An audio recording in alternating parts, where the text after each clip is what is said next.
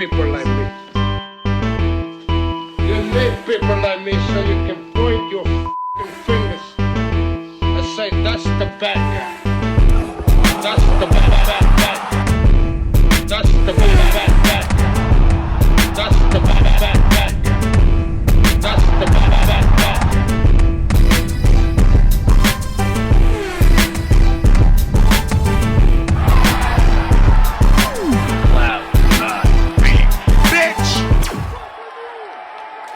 To the mother relay, we're covering today's top boxing news. Okay, we'll start with this. You might have heard already. News broke yesterday that Franchon Cruz versus Savannah Marshall, not Green, is the next fight. WBC has since rescinded their initial order for Franchon to satisfy her mandatory challenger, Deja Initially, when that news broke yesterday, I thought maybe they paid Deja to step aside. Everything having happened so fast, Franchon Crews-Dezurn will be making the first defense of her undisputed super middleweight title, but her opponent will be different from the one initially ordered. A source confirmed to ESPN on Wednesday that Crews-Dezurn will fight Savannah Marshall in June in the United Kingdom on a Ben Shalom boxer card instead of Deja Green, who had been named the WBC's mandatory challenger earlier this week. Green will remain the mandatory challenger and will now be ordered as the opponent for the winner of Cruz versus Marshall, according to a source. Green will be allowed to take another fight in the meantime if she so chooses. A source told ESPN that the WBC was unaware of the Cruz versus Marshall deal. Deja Green is a most valuable promotions fighter. Most valuable promotions. That's Jake Paul. That's Nikisa Badarian. That's Amanda Serrano. Maybe they can get Deja a keep busy fight on the upcoming Jake Paul versus Nate Diaz pay-per-view. Maybe. A source told ESPN that the WBC was unaware of the Crews-Dezurn versus Marshall deal when it made the order for Crews-Dezurn versus Green. Crews-Dezurn, ESPN's top-ranked super middleweight, became the undisputed champion last April when she beat Aline Cedar-Ruz by unanimous decision at Madison Square Garden on the undercard of the Katie Taylor versus Amanda Serrano fight. Sounds like the WBC, seeing how advanced talks already were, that the fight between Savannah and Franchon was all but done. They decided to stand down. They decided to stay their order for Franchon to fight Deja Green. And I do understand that logic a bit. I do. That one fight is all but done. Terms are already agreed. They're on the eve of announcing it. You order a fight between her and Deja, she's going to have to enter into a brand new set of negotiations, a brand new set of talks. Now, some might argue that Deja Green is more deserving of a title shot than Savannah Marshall is, because Savannah's coming off a loss, the loss to Clarissa Shields. I understand that. I do. So if you take issue with Savannah Marshall getting a title shot before Deja Green, then your issue is with Franchon Cruz. Because Franchon's the one affording her the shot. Franchon's the one affording her that world title opportunity. Opportunities, since it involves more than one alphabet title. You've got a problem with Savannah Marshall getting a title shot. You've essentially got a problem with Franchon Cruz and her hierarchy of thought, because it's Franchon affording her this opportunity after all. Ben Shalom can bankroll it and Boxer can promote it. WBC can allow it. But we still don't get to this point without Franchon. We don't get to this point without Franchon voluntarily affording Savannah this opportunity. Well, of course, Ben Shalom and Boxer, financially, fiscally, they've made it worth her while. But still, we don't get here unless Franchon wants us to get here. This is only happening because she wants it to. Deja Green herself said, the more I wait, the worse it will get. I'm only going to get better. A Twitter user that goes by the name UK Rob asked, so the WBC just took the mandate back? Did you step aside? Did Franchon request an exemption? To which Deja replied, would never step aside. We know what happened. My thoughts. I'm not against the Cruz versus Marshall fight because it appears they were negotiating this fight at a time when Franchon wasn't under orders. And the fight was all but finalized when that order finally came down. I do think it's a little chancy to put Savannah Marshall in a fight like this so soon after her first professional loss. I expected that Ben Shalom would get her out there in the first quarter of this year in a little tune-up fight, a rebound fight to rebound off the loss to Clarissa, but they want to go for the big fish straight away, making this a somewhat more even contest test? Share a common opponent in Clarissa Shields. Clarissa's the one that gave them both their first professional losses. Got 3 common opponents, Savannah Marshall and Franchon Cruz. They both fought Sydney LeBlanc, they both fought Clarissa Shields, and they both fought Ashley Curry. Where Franchon Cruz won a points decision against the same Ashley Curry that Savannah Marshall fought, Savannah stopped her. Savannah stopped her in 3 rounds. I want to say that Franchon might be a more prolific puncher than Savannah, a busier puncher, more of a combination puncher, but Savannah, punch for punch, is the bigger puncher of the two. She's got more power. More height, more reach, and more power. A somewhat different fight than a Jadeja Green fight would have been, because Jadeja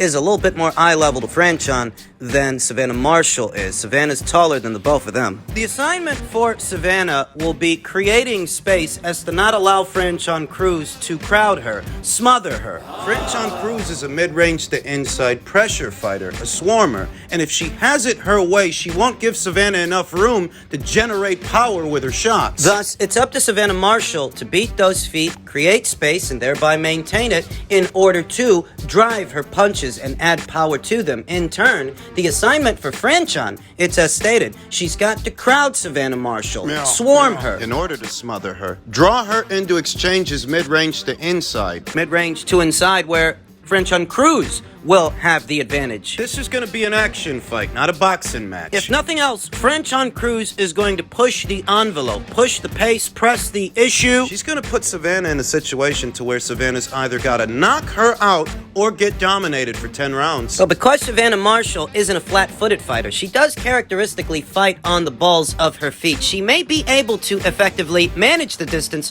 while delivering her power shots. She's not a stationary target. She knows how to use the ring. I have no complaints about this match. I like the sequence of matches. The winner of this fight will have to deal with Jadeja Green, a very capable and dangerous fighter in her own right. This fight between Savannah and Franchon is set to take place on the undercard of Liam Smith versus Chris Eubank Jr. 2. A fight that Liam Smith suggests is back on. Says he's going to fight in June regardless. Liam Smith is under the strong impression that he will be entering a rematch with Chris Eubank Jr. Liverpool Smith upset the odds in January when he knocked out countryman and heavy favorite Eubank in the 4th round of their middleweight bout at the AO Arena in Manchester, England. The fight came about after Eubank's previous commitment fell through. Eubank was set to take on Conor Benn in a 157-pound catchweight grudge match in October, but the fight was canceled after Benn was discovered to have tested positive twice in 2 separate tests for the same performance-enhancing drug,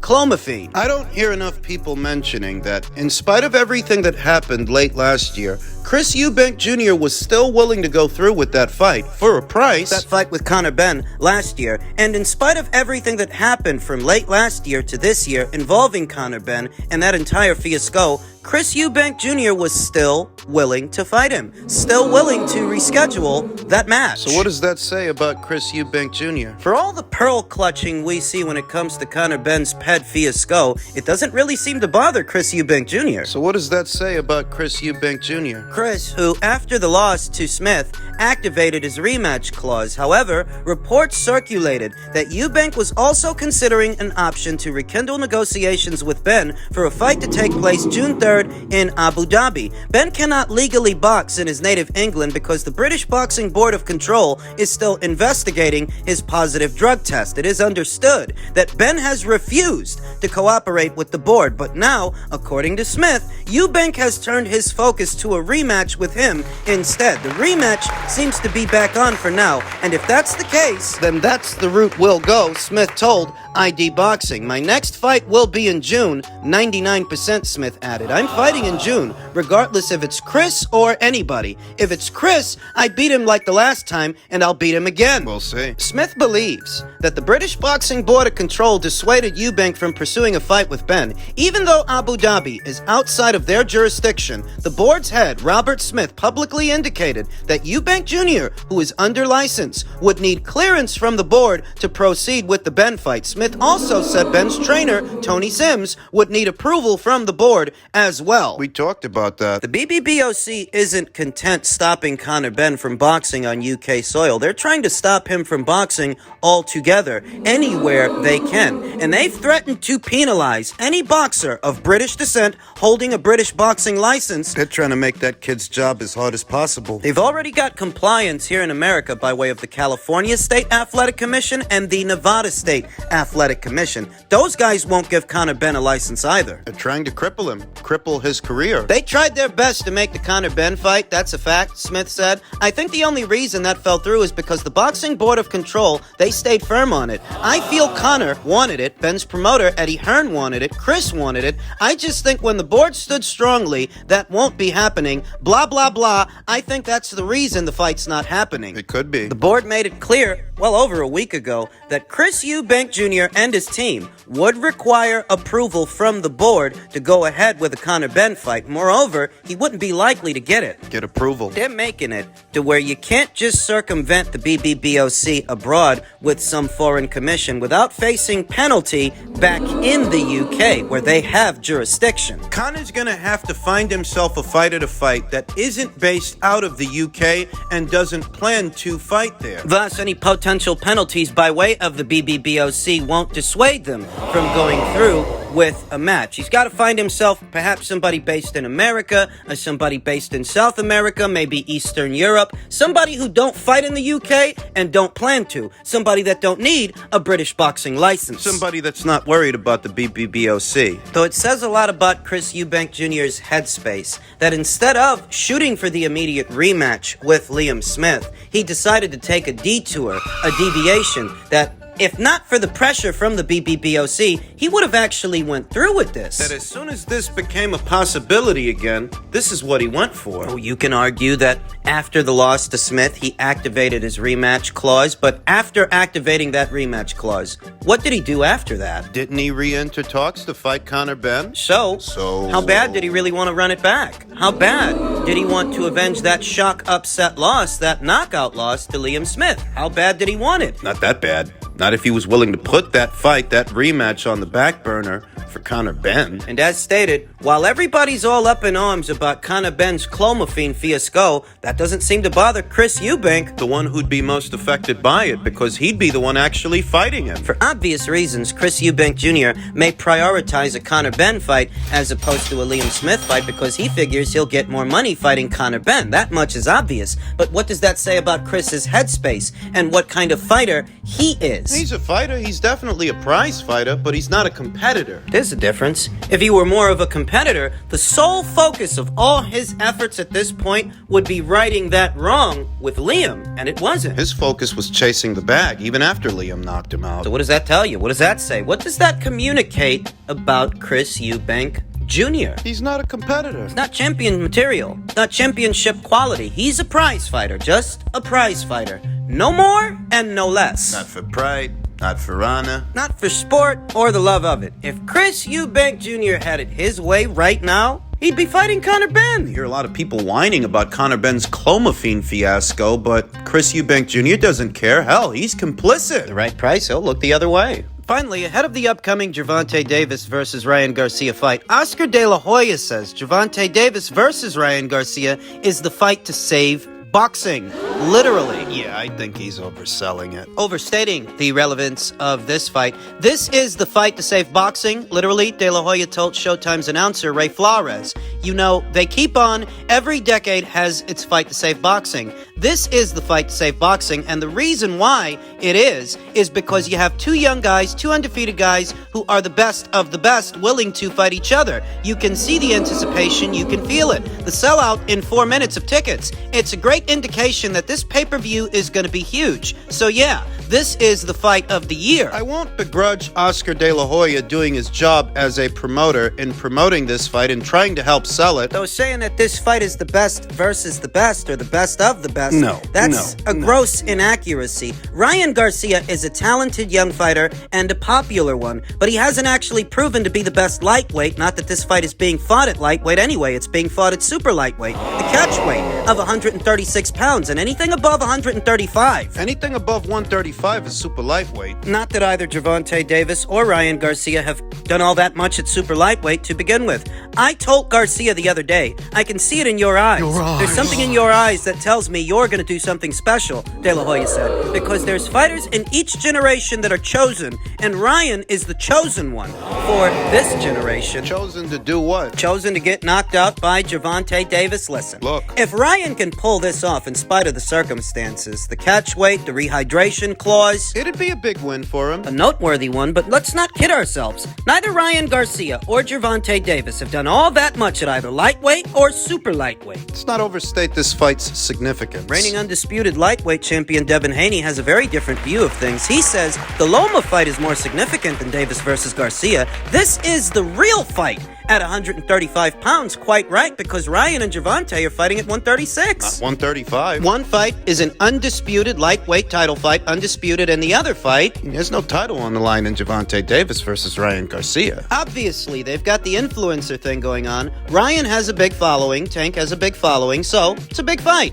Haney said in an interview with BoxingScene.com and other reporters, but true boxing followers and true boxing writers know this is the real fight. This is the number one and number two fighting each other to be the king of the division. Haney quickly countered his argument, admitting that perhaps he could have been involved in a more lucrative blockbuster event had it been a different dance partner than Lomachenko. I wouldn't say this is the biggest fight I could have made at 135, but definitely the toughest. The guy with the credentials and the experience is Lomachenko, for sure. He is. There are definitely bigger money fights out there I could have sat back and waited for, but this is legacy. Loma has the credentials and was pound for pound number one at a time. And he was. Devin's talking up his fight with Vasyl Lomachenko the same way that Oscar's talking up Ryan's fight with Gervonta. The difference between them is that what Devin is saying is true. Vasyl Lomachenko was ranked in some circles as the number one pound-for-pound fighter in the sport at a time, whereas Ryan's never been ranked as such, and neither is Gervonta. The only division where Gervonta has ever even held a full title or full titles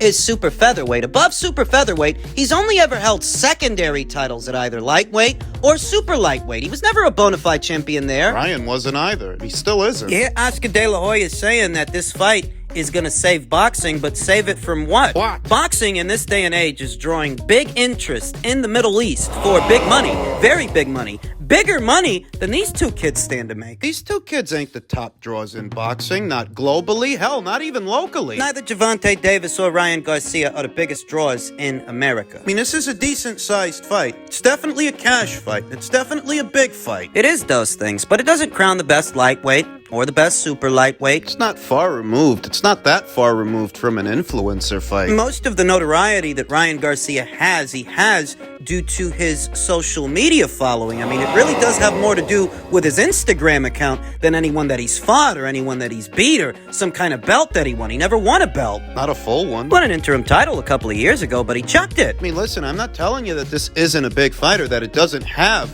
some casual appeal. It does. Those factors are in play, and it does look like it could do robust numbers at the box office, but let's not overstate this fight's value. Overstate its significance, I should say.